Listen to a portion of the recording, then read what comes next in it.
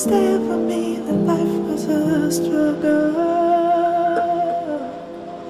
You held my soul. I'm Jake. I'm Tom. And we are VIMTV, Velocities of Music, the best kept secret in music reviews. Today we're going to review for you the second album from an artist called How to Dress Well.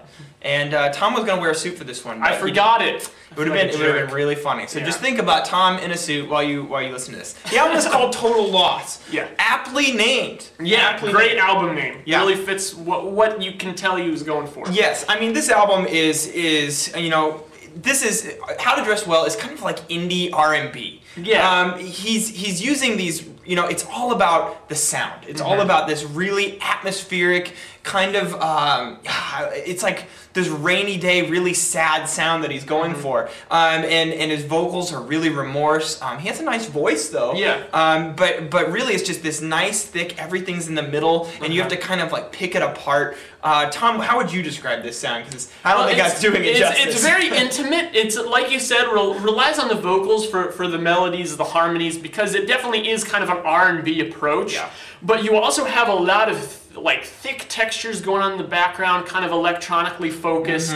Some piano, almost like if you took like Perfume Genius, which we reviewed earlier this year, that very intimate, emotional appeal, but put a bunch of like Tim Hecker atmosphere and thickness on it. That's a really good way to describe it. That's the best I got. Yeah, it has like a fuzz to it in the background a lot of time. He puts those atmospheric textures in. Which actually was my favorite aspect of this album, just the general sound and the production of it. Once we get into the songwriting, if you're ready to just dive into that. Let's do it. All right, now I think that there are a lot of good melodies here. I feel like the structures never quite get old, even if there are some, you know, verse, chorus, that kind of stuff. I feel like the way he switches up the atmosphere and the textures in the background, at least does it enough for me. Yeah, the sound changes enough that it works. But also, the track lengths are not the longest track lengths ever. I mean, so whenever you don't have super long track, I mean, when you have 4 to 5 minute tracks that are verse, chorus, kill me. I mean, when it's kept shorter and you change your sound, it's more manageable. Which is why punk music works. Right, really, absolutely. because they know to keep the song shorter. Absolutely. And so you do get a lot of that here. I mean, it's not punk. I wasn't trying to make that point. This is punk music. This is as far from punk as you could probably get. But really what this whole thing sounds like is just this big message to the people he has lost or cares about. Sometimes it's very direct about it. Sometimes he beats around the bush a little bit and relates that through stories and some more, you know, kind of more, what's the word I'm looking for? It starts with an A. It's abstract. Oh, more abstract. Oh, I was going to go with where were you on that? No. Glad that's what I make you think of. But he uses the second person a lot. You get a lot of the word you, even in the song title. And it was you, world, I need you. Talking to you. Yeah, exactly. Which is, it's very direct. Right. Like, so I like that approach. It fits with the album title. It fits with the lyrical themes that he's addressing, and it fits with the sound. Now, at the same time, I don't come away from this entire experience feeling like it was hugely memorable, mostly because a lot of it just kind of sounds the same to me. Yes. He was very focused in his approach. He knew what sound he was going for, and I feel like he just kind of did it a lot of times. Right, and one thing that I noticed is that the first like 5 tracks, he really does a good job of changing his sound every single track. Then on the back half, you get a lot of melodies presented in like track 6 and track 7, Struggle, which was one of my favorite tracks. You know, you get those melodies that are used in those 2 tracks, you start hearing them again throughout the rest of the album.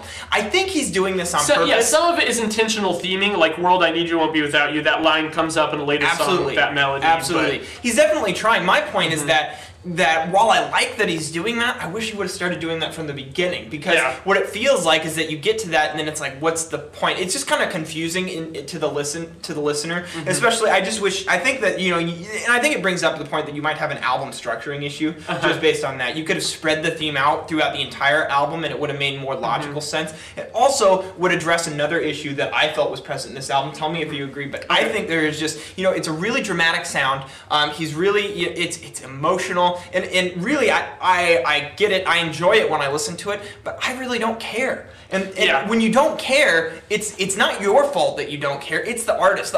It is the artist's job to provide you the warrant to care about the subject matter they're singing about. If you're listening, this is the problem I have with a lot of metal music, is that metal is just screaming and they're loud and they're angry. Why? Why are you angry? When they give you a reason why, it works. Downward spiral? Yes. It just works every time. We bring it up in every review. But no, I agree with you. And I think that, what works is going to be different for a lot of people. Very true. But here, I think that there is a definite barrier.